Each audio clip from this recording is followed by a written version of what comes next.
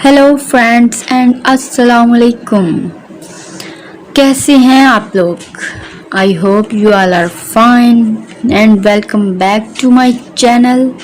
मेरी ये वाली वीडियो टू बी मॉम्स के लिए बहुत ही इम्पोर्टेंट और यूज़फुल होने वाली है, तो प्लीज़ मिस मत कीजिएगा, क्योंकि मैं इसमें बनाना बता रही हूँ आप सबको कि हम अपना बेबी बैग कैसे पैक करें। हम उस बेबी बैग में क्या क्या चीज़ें रख सकते हैं कि जो कि हमारे हॉस्पिटल में हमारे लिए यूज़फुल हो, क्योंकि कुछ समटाइम्स ऐसा हो जाता है कि हम कुछ चीज़ें नेसेसरी होती हैं और हम उनको मिस कर देते हैं।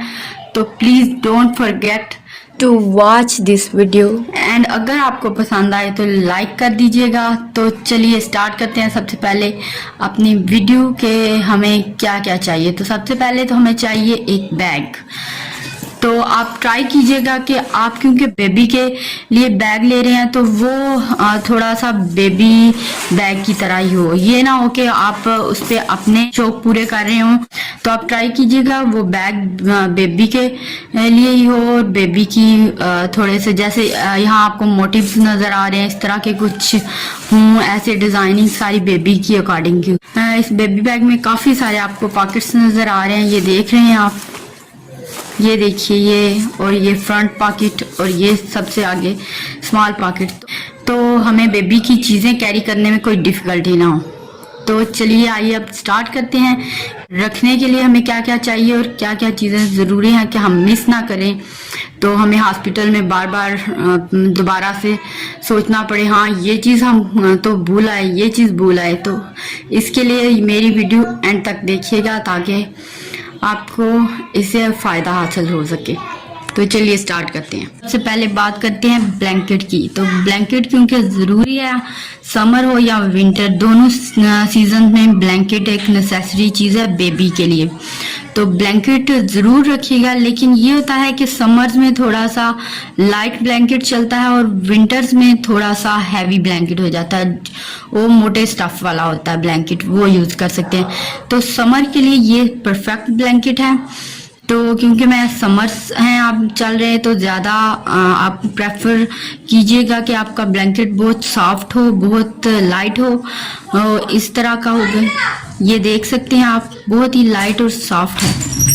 ये रैपिंग शीट और स्वेडलर है, ये ब्लैंकेट के बाद बहुत ज़रूरी है हमें चाहिए। मैंने एक ये प्रेफर करूँगी, एक ये रखें, इसमें कैप की थोड़ी सी डिटेलिंग है, दोनों वेदर्स में ये सूटेबल होता है, तो आप ट्राई कीजिएगा एक ये रख लें। और क्योंकि समर्स चल रहे हैं तो आप एक थोड़ा सा हल्की स्वेडलर ले सकते हैं जो कि इस तरह का है, कॉटन के कपड़े का। तो मैक्सिमम आप 2 ये स्वेडलर्स रख लें। इसके बाद बात करते हैं टॉवल की। टॉवल आपने कोई फुल साइज टॉवल नहीं लेना, आपने बिल्कुल बेबी साइज टॉवल रखना है जो कि बेबी के मुताबिक हो, मतलब बेबी के लिए हो। आपने कोई और टॉवल नहीं यूज़ करना, बेबी के लिए एक स्पेसिफिक टॉवल रखें, क्योंकि उसकी स्किन बहुत सॉफ्ट होती है और उसे जर्म्स फ्री रखने के लिए उसका टॉवल्स हमेशा क्लीन रखें और अलग से रखें और उसे अच्छे से क्लीन करते रहें। हर टाइम जब भी आप उसे वॉश करें उसका टॉवल ज़रूर वॉश करें उसका, और बहुत ही सोच समझ के आप उसका टॉवल लें, बहुत ही सॉफ्ट हो। बेबी की चेंजिंग शीट है, आप देख रहे हैं ये प्लास्टिक शायद इस टाइप का कुछ है इसका मटेरियल।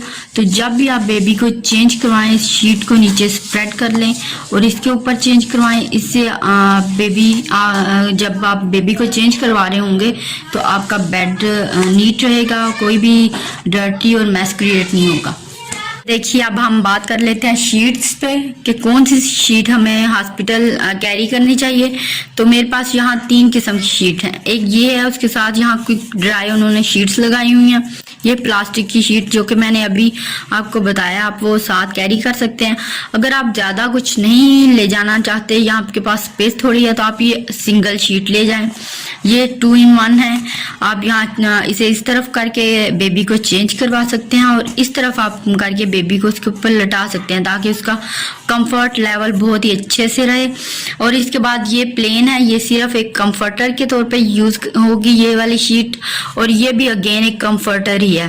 ये तो मैं ये प्रेफर करूंगी, अगर सर्दियां हैं तो फिर आप ये ले जाइए साथ और ये ले जाइए, या फिर अलग से आप क्विक ड्राई शीट ले लें और ये ले लें, क्योंकि ये ज्यादा विंटर्स के लिए चलेगा। तो अभी के लिए इनमें से आप एक शीट रख लें। अगर आपने क्विक ड्राई शीट रख लिया तो फिर आप इन दोनों में से कोई भी एक चूज कर लें, अदरवाइज आपके पास स्पेस कम है तो आप ये रख सकती हैं। बात कर लेते हैं पैम्पर्स की। तो आप पैम्पर्स की किसी भी ब्रांड का कोई पैम्पर रख सकते हैं और उसका ये नंबर लीजिएगा।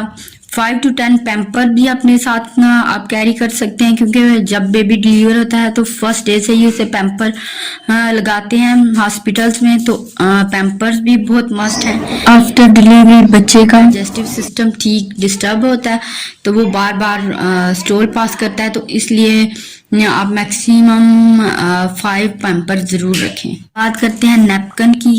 तो नैपकिन भी बहुत ही जरूरी है, क्योंकि बच्चे का फेस क्लीन करने के लिए आपको नैपकिन की जरूरत पड़ेगी। तो आप ट्राई कीजिएगा 2-3 नैपकिन्स भी जरूर साथ रखें और उसका फैब्रिक बहुत सॉफ्ट हो।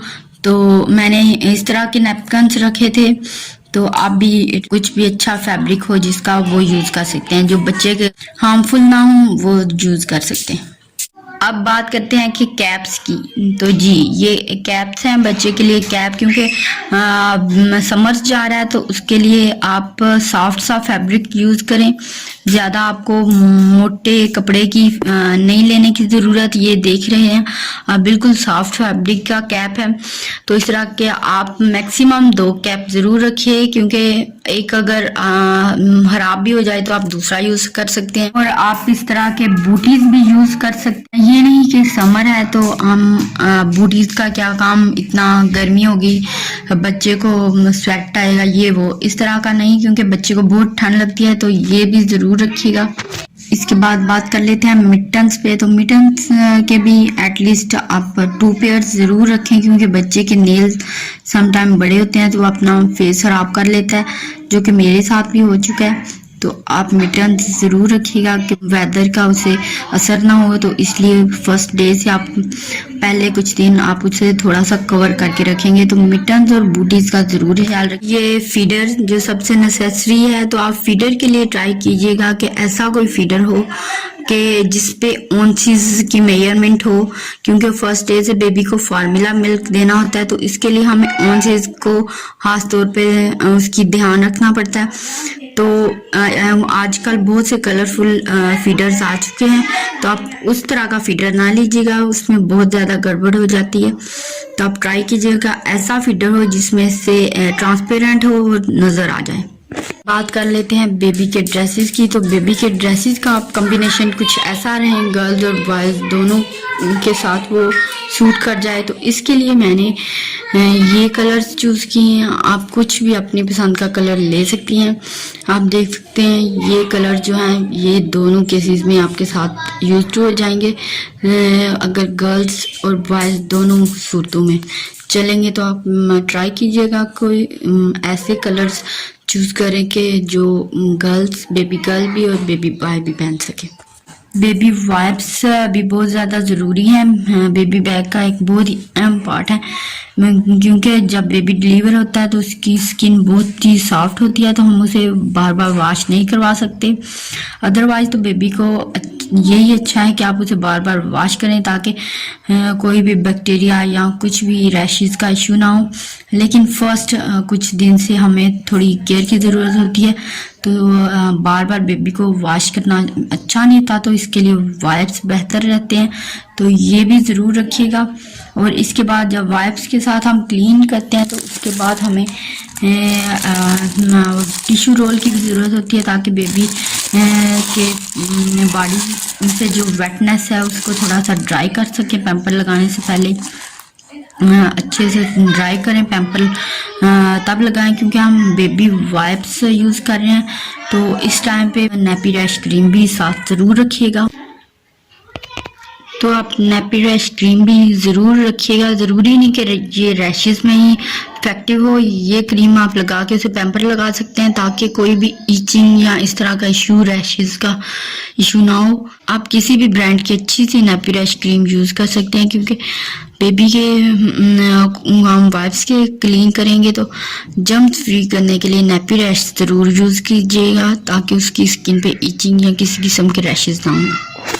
हाँ तो जी, हैंड सैनिटाइज़र बहुत ही ज़रूरी है, इसको ज़रूर रखिएगा। जब भी आप बेबी को चेंज करवाएं तो अपने हाथ अच्छे से सैनिटाइज कर लें ताकि किसी किस्म के जर्म्स या इन्फेक्शन का डर ना हो। तो ये ज़रूर रखिएगा। बेबी को फर्स्ट डे से किसी भी ऐसी कॉस्मेटिक को यूज़ नहीं करना चाहिए।